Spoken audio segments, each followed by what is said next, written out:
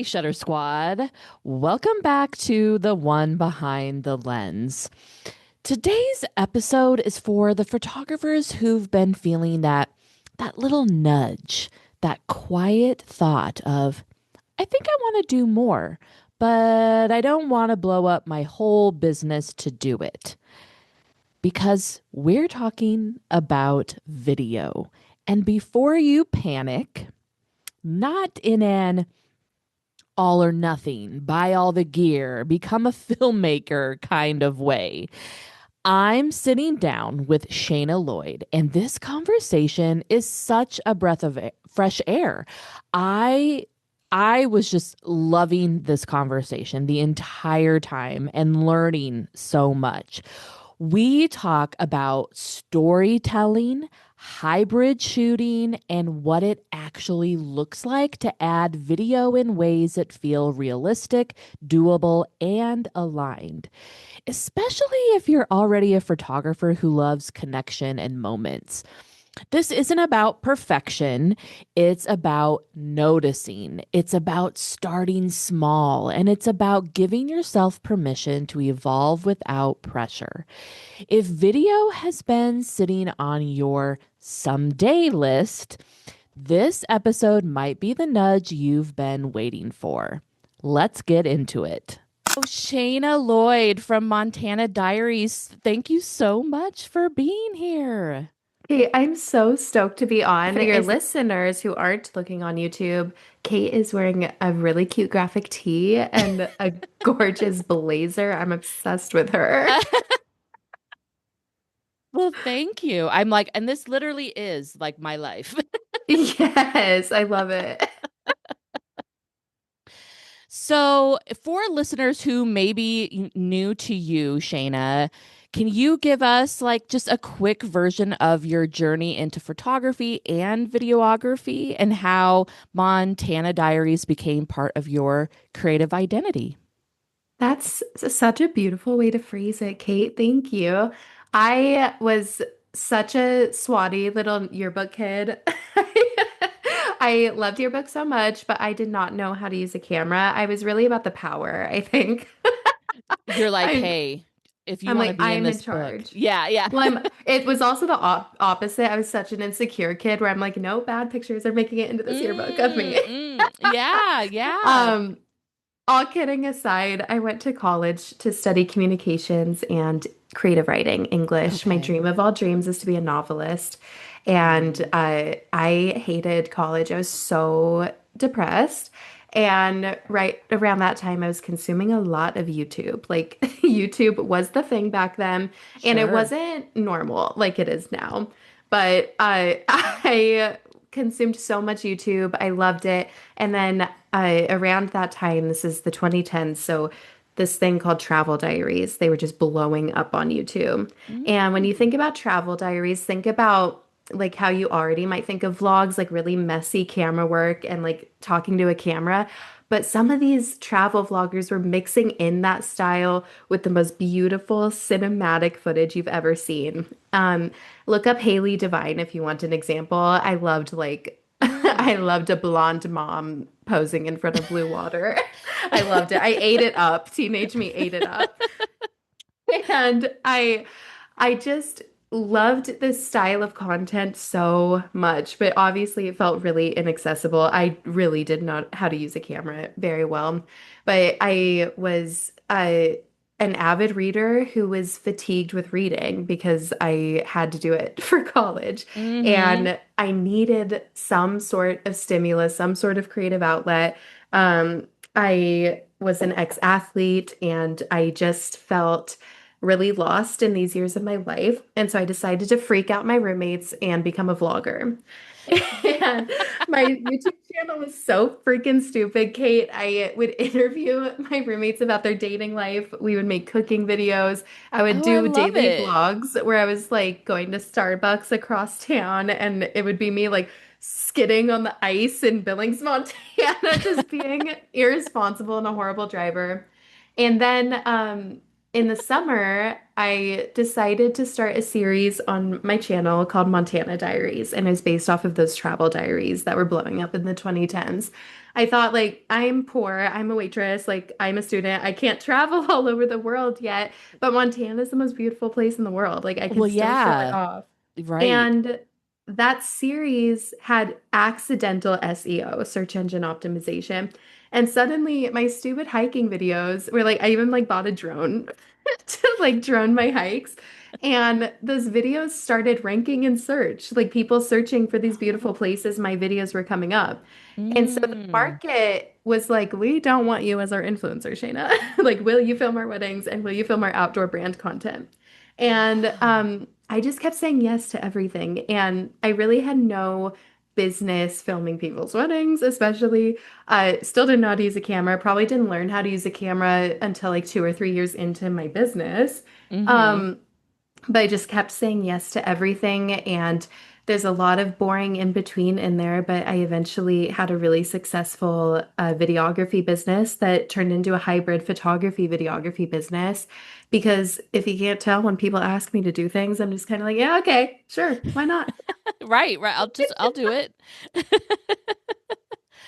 I love that. I love though that because those Mhm. two things marry. Like they're not, it's not like this weird like you do what and what. I mean, people can do, that as well, where you're like, wait, you do this and you do this because, Mhm. they're multi-passionate. But I love that you did marry something that that you that you love.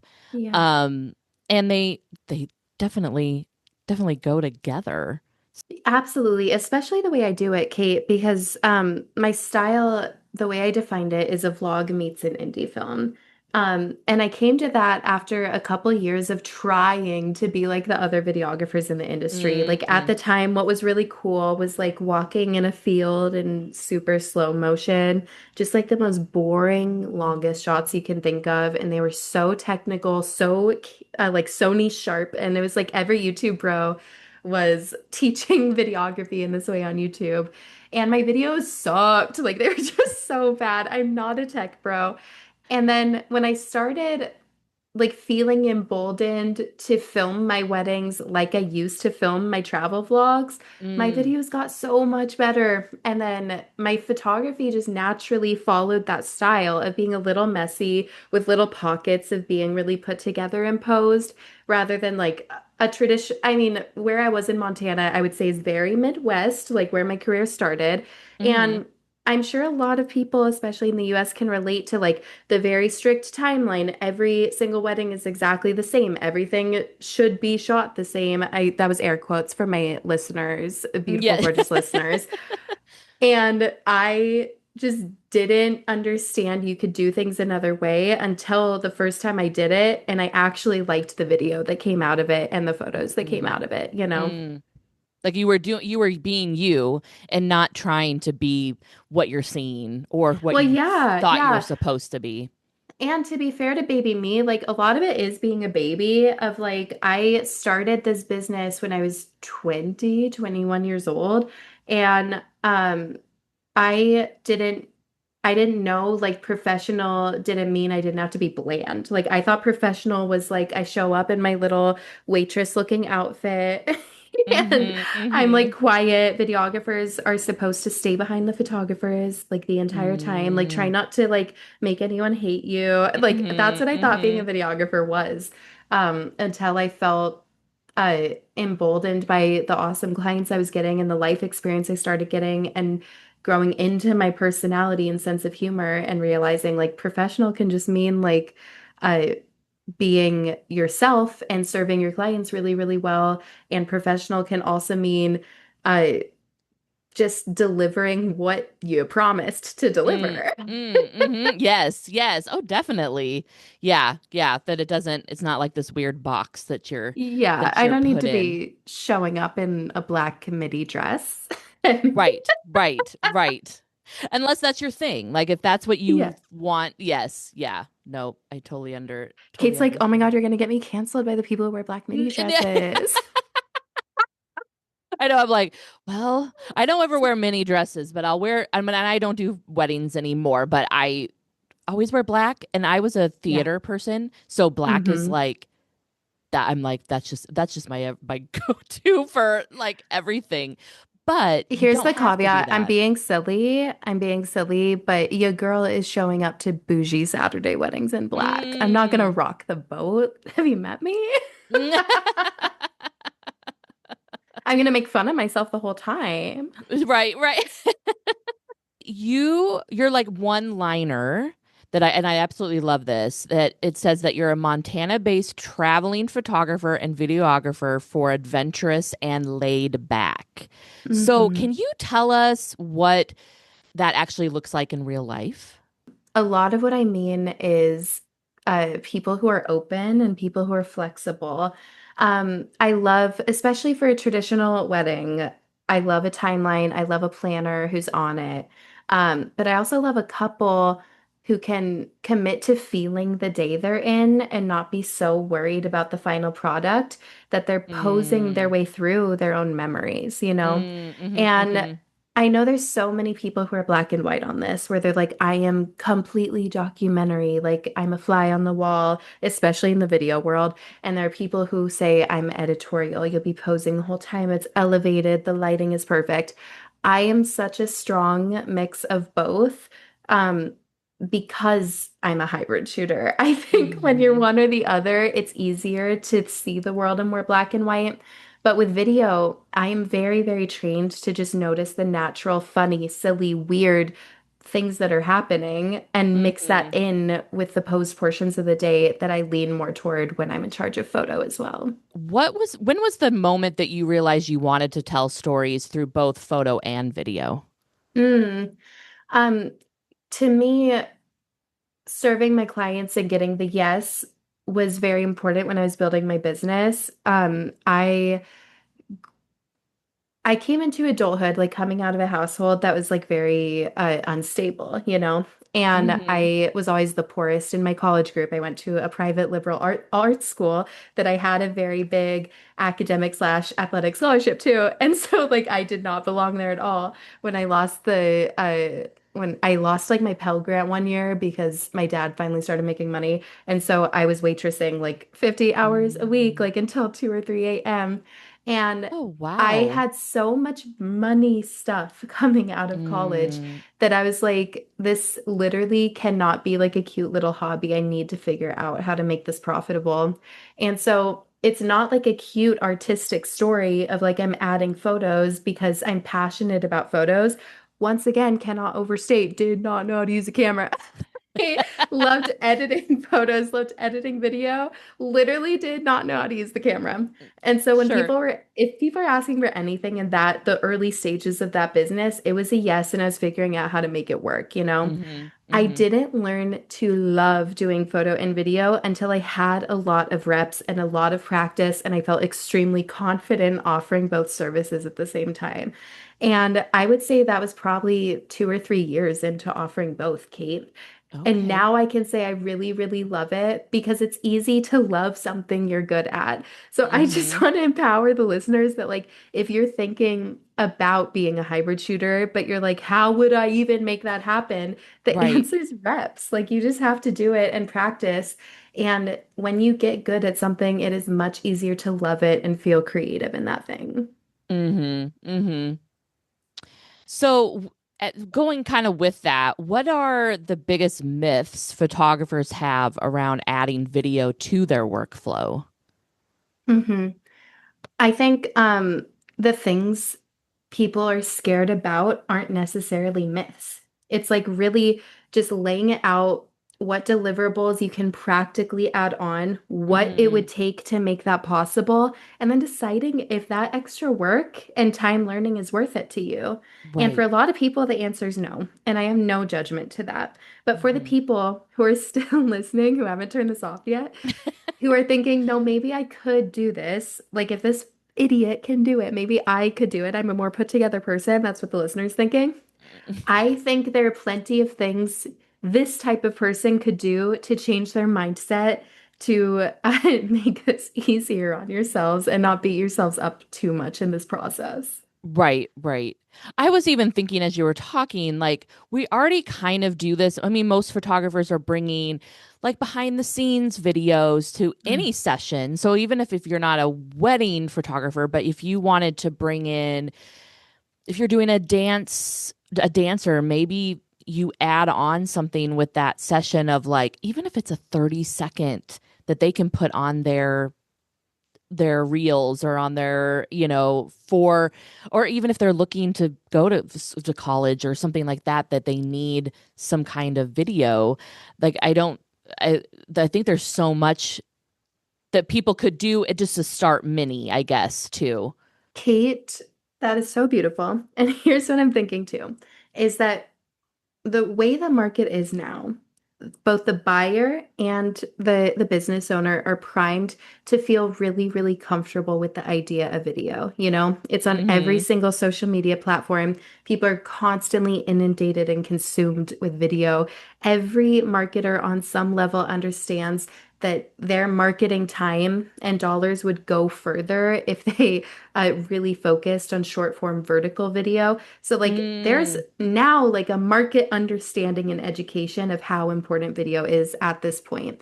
And as such, most photographers listening to this, to your point, have some ability or like some knowledge that they need to gain this ability to hybrid shoot with their iPhone. You know, so mm-hmm. like every single scene of the day, it's not, even if you're not doing this well yet, it is not Right. out of the realm of possibility that you understand that there are portions of the day where you could be getting 5 seconds of video footage here or there.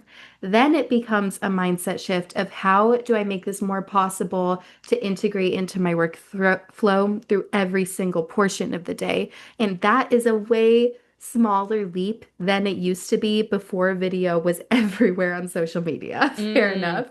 right, right. Yes, yes. And so, if we're wanting to like take the smallest version of this idea, a little like Hmm. flirtation of how to add Yes. video and make some money next year, just like add iPhone video to your pricing guide.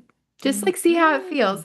And Mm-hmm. if you have one person bite, that's going to kick your butt into gear to get really, really good at shooting video with your iPhone because you don't want to Right. disappoint that paying client. So you need to practice. So instead of Right. coming out of a wedding with 7 iPhone videos, I was emboldened and empowered to practice way more. And I would come out of a wedding with 100 to 200 iPhone videos, stick them in a Wow. Dropbox folder, the night of the wedding, send it to the couple, be like, I hope you can relive the wedding through iPhone while you're waiting for your photos and videos. They loved it. They went crazy for it. Oh, Sent that yeah. folder to the planner, sent it to the DJ, sent it to the florist, sent it to every single vendor at that wedding. They loved me. They were obsessed with me. This Yes. became a tool of like, even if I didn't upsell video, iPhone video ever again, now I was like, no, like vendors and clients love this folder of iPhone videos so Yeah. much, and it helps their businesses so much, and it keeps your name in the conversation throughout the year as they're using those clips for their marketing. Right. So you were just giving them the raw, what you shot, like you were I'm not, uploading it. yeah, I'm 30. I'm not out here editing TikToks for these people, Kate. Well, and if you're doing like if it's 100 clips or something like Yeah. that, you're just like, hey, yeah, and then they can Content use creators it. are fancy. I'm not fancy. So like content creators have this amazing business model where they are up on the trends for like for clients who really, really care about posting on social media. To me, a content creator is not only an excellent storyteller, they're an excellent marketer. To Mm, me, like for a low fee of $1,000, like I'm not going to give myself more homework after the wedding when mm-mm. I already have to edit the photos and videos. Oh So yeah. there's plenty of clients and planners who would love to throw you $1,000 or $2,000 for you to just shoot the clips for them to use at a later date. Oh yeah. I think that's great. How are you or how are you doing the iPhone? Like did you have that iPhone on a tripod? Did you have it up on like hooked onto your phone? Onto No. or I'm sorry, Oh, onto your camera? YouTube, you're gonna get a special treat. Okay, here's my camera, right? I'm like Okay. shooting away or I'm Yes. videoing away. Things are so happy, things are so fun. My big lens is right here, iPhone Mhm. resting on the lens. You're just doing that. Okay, Yeah, every cool. once in a while, Yeah. like in Just transition moments, during pose moments, like 5 seconds to 10 seconds is all you need, put it away. right, right. It's just remembering to do it.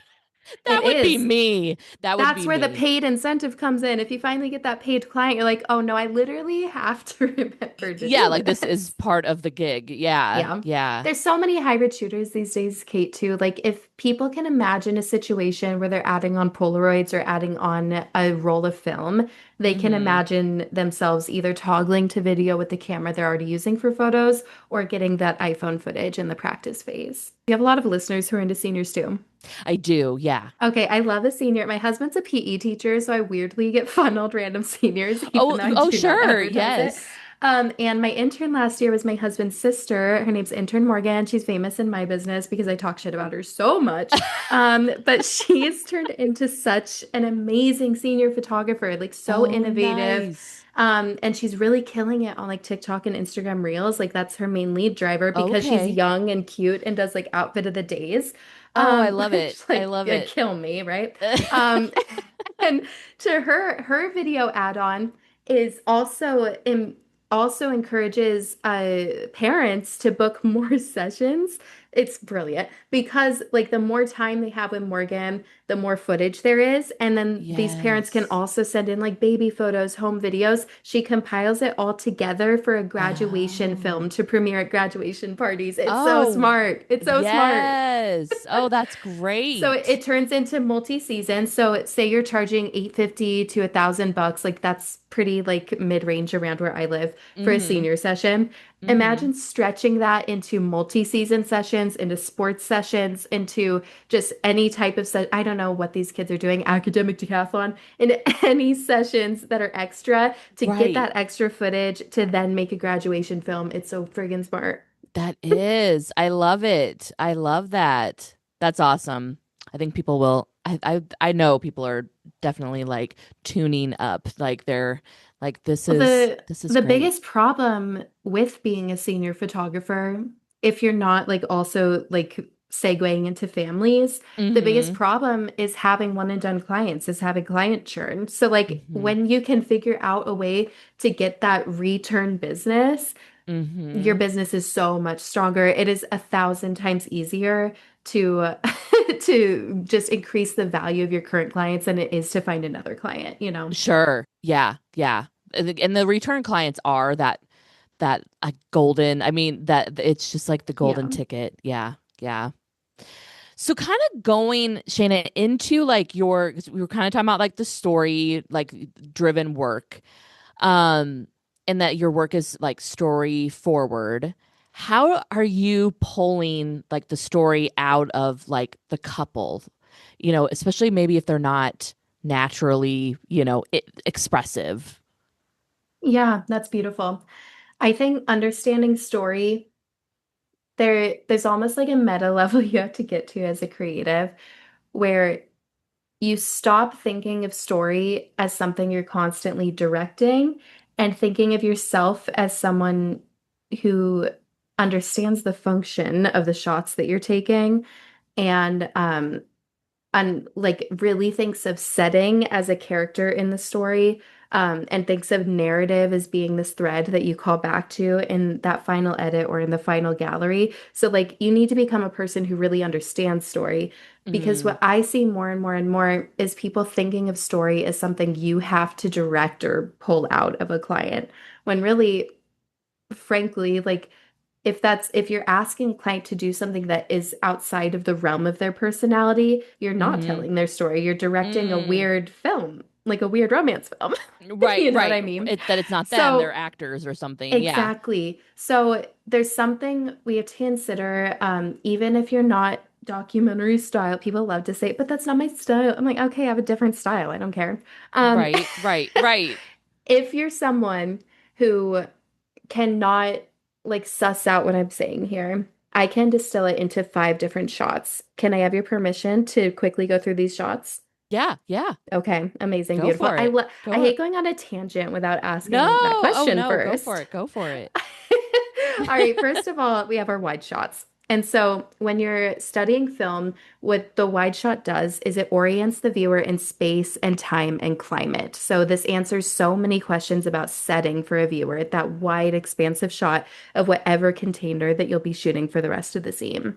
Next is a long shot. And what a long shot does is it shows the viewer your subject and how it interacts in the space that you just established. So this might be a full body shot of your subject, or it might be like a waist up. I'm really loosey-goosey with definitions because there's actually hundreds of types of shots, but I distilled it into five. And Sure, next we sure. have our close-up slash extreme close-up. So this is where a subject is completely filling the frame, and we're learning about the subject themselves instead of anything about the setting around them, right? This is where more character growth comes in. When we're Mm, thinking about close-up or extreme close-up, like think about lips brushing hair. Think about the way their eyes are crinkling when they're laughing, right? And that transitions really nicely into what I call detail shots. These are details specifically about the subjects themselves. So if we're thinking a senior and they're a basketball player, we're thinking about their hands spinning the basketball in their hands, right? If we're mm-hmm, thinking about a wedding or elopement, it's hands holding their vow books, or it's the way they're constantly fidgeting with their bangs. It's those little mm-hmm, details that really close all of the storytelling gaps about that character. And mm-hmm. then when we think about B-roll, people think about B-roll in a way that's like very, very aesthetic, which is funny to me because to me, a B-roll closes the whole loop on the story of that scene because to me, it's what the subject themselves are seeing and noticing around them.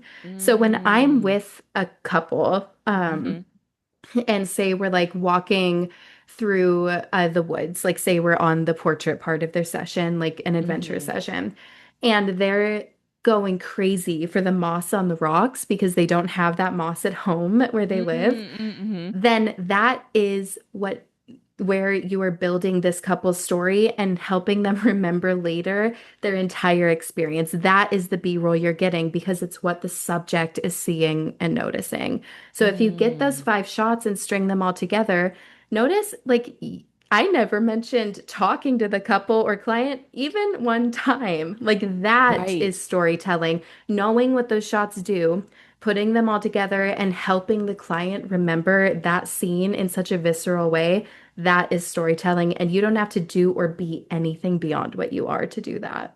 You're doing this. It's not on their like wedding day. It's like a different day. Or Now, is it on their, sometimes on their or, wedding day, absolutely. okay, Um, okay. so in a hybrid shooting sense, which I think is what you're getting Yeah. at, Yeah. Yeah. is that there's times of the day that I label as time sensitive, controlled, time sensitive, organic moments, like in the schedule. These are like first looks, right? These are ceremonies, these are speeches at the reception, these are first dances. Got it. These time sensitive moments as a hybrid shooter, especially in the practicing phase, you really need to over communicate that you are prioritizing one medium over the other and over communicate that you cannot promise the exact moment one partner turns and sees the other partner. Have Mm. to over communicate that you cannot promise a first kiss. Now, if you're psychotic like me, you're out there double fisted cameras, like it's totally fine. And for like a big wedding, here's the thing about my business, people are very niched. I have such a gamut of projects I do. Some are very small, intimate weddings on a Tuesday that I feel comfortable shooting by myself. Some are Mm. huge, bougie weddings where I'm dressed like a waiter, as we discussed earlier, where I Mm-hmm. have an assistant. And the Okay. way I Okay. do a two-person team is that I expect when we're separated, so like during getting ready time, that that Mm-hmm. person is hybrid shooting the entire time. So toggling between photo and Mm-hmm. video. When we're together, like during a ceremony, there's still a little hybrid shooting, but one person's prioritizing photos, the other person's prioritizing video. And Got the it. way that works is there's times during a ceremony where I'm separate from that assistant and I need them to quickly toggle and get 5 seconds of one partner walking down the aisle from behind. And then they're toggling to what they're prioritizing for the most part. Mm. If I have one shot that'll make it into the highlight film, I'm not worried about it. Right. To the other side, if I'm on top of the aisle, I need to make sure I'm getting that clip of one partner waiting and Mm. reacting. and the photo of that same thing. So there's a Mm. little hybrid shooting during those time sensitive moments when you're separated, but then it's really going back into the rhythm of prioritizing one medium over the other. Does that make sense? That does. That Okay. does. And Yeah. then when it's controlled moments, so we have the time sensitive moments that you can't control. When we're in controlled moments, like say you are posing, I mean, you have your style. You'll figure out when you're shooting photo and when you're shooting video. But for the Mm-hmm. most part, when it's that controlled environment, you're going back to those 5 shots in your head and prioritizing one medium, toggling over and getting it with the other. Um, Wow. and people are always like, yeah, but what if they do something cute and I miss it? I'm like, you have lips, you have a voice, like tell them to do it again. I don't care. Like they're Right, not gonna right. like don't be weird. Don't be like, oh, can I get that on video now? And completely ruin the moment. Right, Be a right. photographer and say, oh, that was so good. Will you do it one more time? Like Mm, that it's not weird in the moment, I promise. right, right, right. Yeah. I mean, I've done that in just shooting as a photographer. I Absolutely. totally will miss Absolutely. something and yeah, just be like, "Can you do that again?" Yeah. Or like it's also a great opportunity to tweak. Like maybe to me, the first moment, I'm selfish. I love when that's on video. I don't normally recreate something for video. I'm more likely to be like, oh, that was cool. Now can you do it like with your head to the like find the sun and do that again? So Mm, it feels like I'm tweaking it for a more post photo than I'm likely to tweak something for video. It's just not my style to like make the video sure. like really That posed and perfect, you know? sure, sure. I love that. I love the just the hybrid concept. Yeah. And I don't know, like I'm in Nebraska. I don't know if there are people that are doing like are there a lot of people doing the hybrid or like I don't even know if my brain could like could Here, could do I it. think the current trend right now that I would consider hybrid shooting is Super 8. I think a lot of photographers are adding Super 8 and camcorder coverage and upselling like a 30 to 90-second highlight film with that Okay. medium for a few Mhm. $1,000s. So Mhm. there's so many beautiful ways to scale your photo business with Mhm. video. And Mhm. in the Midwest, I would say you can make bank by doing both because there's such a like there's such scarcity with videographers in general, and it's Right. so attractive to be able to just have one point of contact, one storytelling style, one person you already know you vibe with and like who's in charge of both mediums. Like the Mhm. client also doesn't care how you get to that final product. Like if you need an assistant, like get the assistant. I do a Mhm. two-person team at almost all of my weddings. Sure. Sure. Yeah. So kind of going into your hybrid, I want or talking about hybrid, I want to kind of talk about your hybrid hangout a little bit. I'm a little obsessed with the concept. I'm obsessed with the whole hybrid concept right now, I love but it. Me too. so I just kind of wanted you to tell us, what is hybrid hangout, who's it for, and why did you create it? Yeah. So I've actually been teaching since 2019-ish how to integrate video into your photo business. Um, and I'm so excited for this new iteration of the education business because I know my people so well at this point. I know my voice, and I know at the core of scaling your photo business when you're looking for education. You just want to hang out with the person who's teaching you. Mm. You want someone who's Hmm. not trying to be cool, who is not trying to use the most technical language to sound smart, who's not trying to posture or act like anything that they're not. And that's what I want to bring to you. I just want to hang out with you. I want to be your friend who is actually helping you get results. And that's why we're hybrid hangout. I love it. So yeah, just come hang out with me anytime. I have a ton of free resources for you. The main one right now is the video upsell starter kit, and you can get that at hybridhangout.com. It's Mm. the new year too, so my podcast just relaunched. It's under Hybrid Hangout, and I can't wait to bring like the most dumb, fun energy to your year and to your business. I hope to see you over there. I love it. I love it. And yes, thank you so much for that freebie. I will put the link in the show notes so you Thank guys you. can just like click that. And I'm excited. I'm gonna check it out. I hope so. I hope to see you there. Yeah, I'm just so excited. A little like rapid fire fun. Like I just want to Okay. like throw in some little things to see what you think, just like what comes to mind right away. So I might think I think I know this answer, but photo or video, which feels more like home to you and why? Video. It's hard at this point because now they're both my babies, and it's hard to, I cheat on video so much in the summer. I love photos so much when I'm actually in it because I can Mm, watch reality TV and movies while I'm editing photos, but I have to like ignore my family and wear headphones and actually be focused when editing video. But the final mm-hmm. product, I'm always way more proud of the video. Favorite, let's go into your favorite piece of gear that you can't live without. My hands. I don't use a gimbal. I don't use a stabilizer. I barely use a strap. I'm literally a raccoon with a camera. Well, and I guess, well, when you showed, like, you're like, this is the camera, here's my phone. I was, yeah, Yeah, thinking that. I'm never gonna be the person, like, I do a lot of adventure elopements and sometimes I'm video only, and I'm like hiking my happy ass up this mountain, like holding a camera and getting B-roll the whole time. The photographer has like a 40-pound bag and is like dropping up this mountain. It's just not me. It just never has been. Sure, sure. You're like, I'm I'm here like, I and, have an extra battery in my pocket. Like, what do you want from mm, me? right, Like, I need to hold my water bottle on the other hand. right, right. Yes, yes. What would you say is the most underrated skill of a hybrid creator needs? Like the most Hmm. underrated skill a hybrid creator needs. I think when you're hybrid shooting, you need to be really confident in your ability to notice people.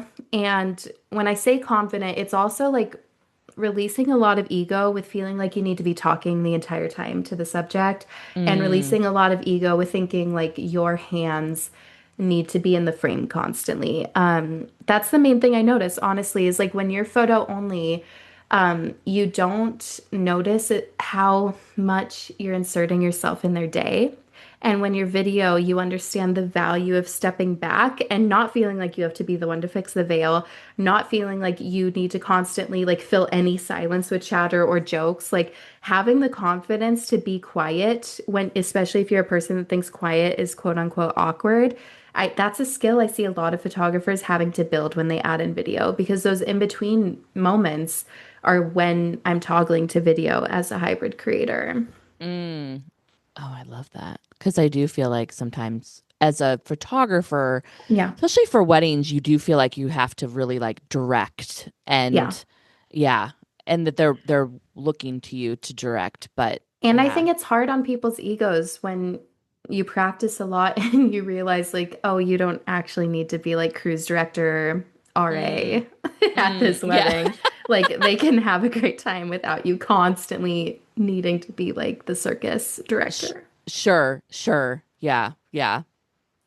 What's your dream location to shoot a hybrid wedding Ooh. or project?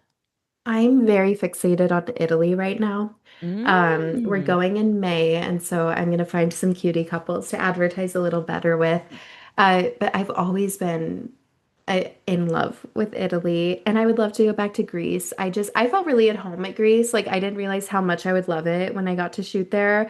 I felt like I looked like everybody there, and I people was were gonna say you so do. I feel like you probably did kind of fit in I look really wise. did. Yeah. And like even I had just had a baby too, which like no, my baby had turned 1. I did not just have a baby, but like everyone Well, was but so yeah. sweet. It was like stealing my baby and holding my baby. And I was like, I Oh. love it here. This is so cute. I love like Americans get a bad rap because we're like very boisterous and loud. And I'm, you wouldn't know it when I'm on a podcast, but I'm actually very introverted. And I felt like in Greece, like when you actually were in like interpersonal space with people, like their like silliness and like extrovertedness came out. And I like really connected with that. Oh, I love that. Yeah, it was really fun. That's awesome. If your creative style were a movie genre, what would it be? Rom-com. Rom-com. Yeah, but like Yeah. a cute, like indie one. Okay, one show on Netflix that really, really inspired me for a couple years, like for just the actual like way the shots were. Uh, Hmm. it's the remake of One Day. Have you seen it? Oh, yeah, yeah, yeah. Yeah, Yes. yeah. I thought that was shot so beautifully. There was one specific shot that I had to recreate. They're like, it's very wide and there's space between the two main characters, and they're walking up this very steep hill, and you can see the grass in the foreground, and the camera's tilted to reflect like Yes. how steep the hill was. I did that one at a workshop I put on in Oregon, and I like made everyone stop. I was like, stay back, I have an idea. I was like, I gotta get This, yes. Yeah, definitely like a cool, like indie, artsy, douchey rom-com is what I I like. I love it. I love it.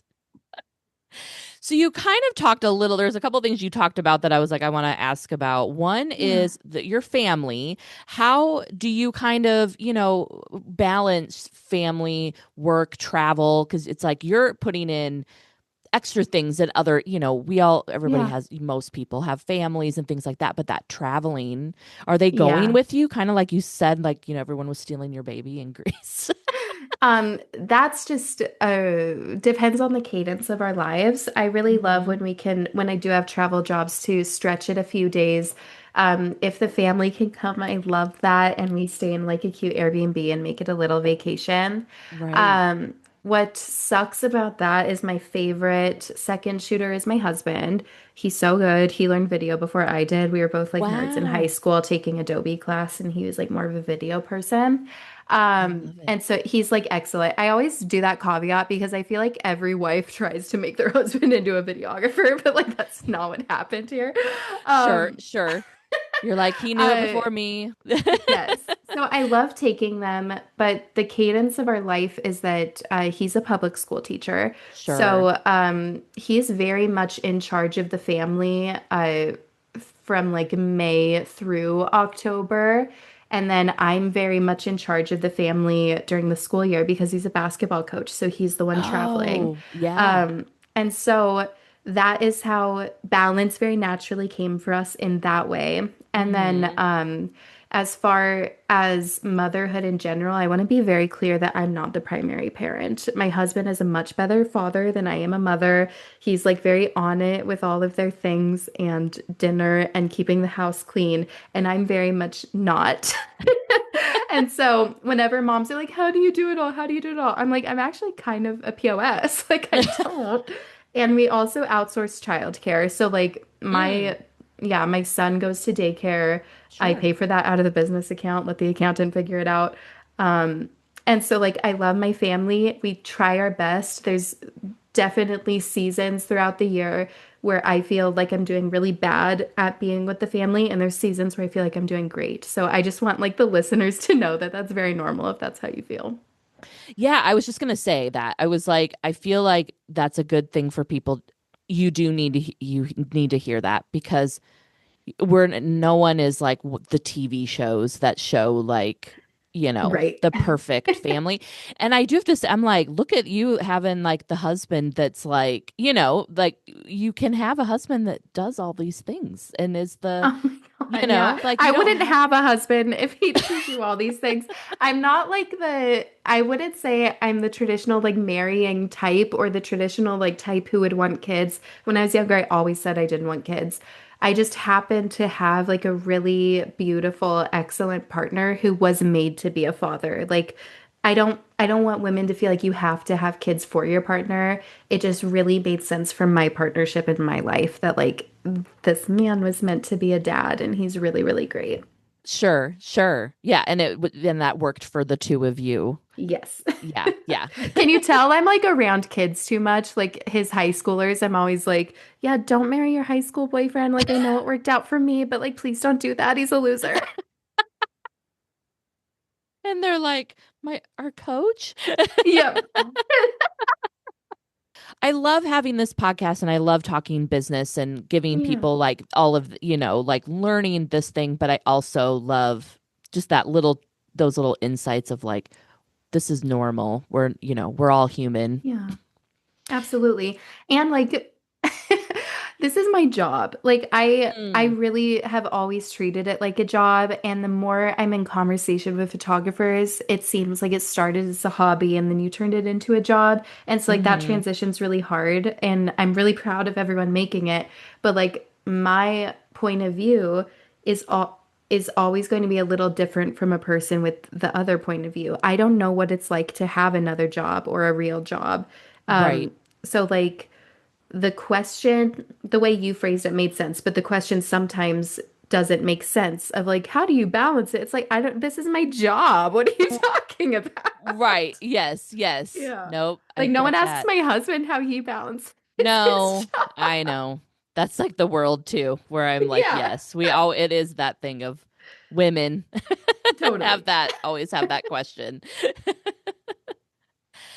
So I have one other question, and then I'm going to go into I'm going to let I want you to step into the photo confession booth. But I wanted Ooh. to, yes, um, I wanted you to touch on just a little bit. You said something about workshops. Are there any workshops coming up in Ooh. 2026 that you want to talk about? That is just going to be a stay tuned. Okay. I have some dreams. I just put on a workshop. It cost me $40,000 in September, and then my business partner, who I love so much, left the business, and I'm rebranding, and now I'm like, I just need a minute to cook and serve the Yes. hell out of my people, and then like I'm sure once this feels very normal and stable, I'll be like itching to do a retreat again. Sure, sure. So just get into the hybrid Yeah. hangout, and then you'll kind of learn all of Yeah, this. come hang out with me, be obsessed with me. If you decide to dive deeper into the paid program, amazing. But if not, like I'm active in my DMs and the podcast will always come out for free. And then like stay tuned and get on the email list to see about the retreats later on. Perfect, perfect. That's great. So I do a little thing on the show. I have a little segment that I call the photo confession booth, and a lot of it's me talking about, but I love to have my guests kind of step into the photo confession booth, and it's basically like if is there a hilarious, unexpected, chaotic blooper from any kind of wedding that happened. And it could be before, during, after that you want to confess. Yeah, okay, what does it say about me that 12 embarrassing things came to mind immediately? I love it. I'm gonna take, okay, I'm gonna take the one that makes me look the worst, just because I think it'll make your listeners laugh the most. And that is early in my career, like maybe year two. I'm not a detail person. I'm really not. I never have been. I'm big picture. I'm obsessed. I'm just like in the zone. Right. One wedding, we got to portraits and I really hadn't interacted much with the groom at all. That's my excuse. But we get like halfway through portrait time and I'm telling the groom to put his arm around his wife a little more.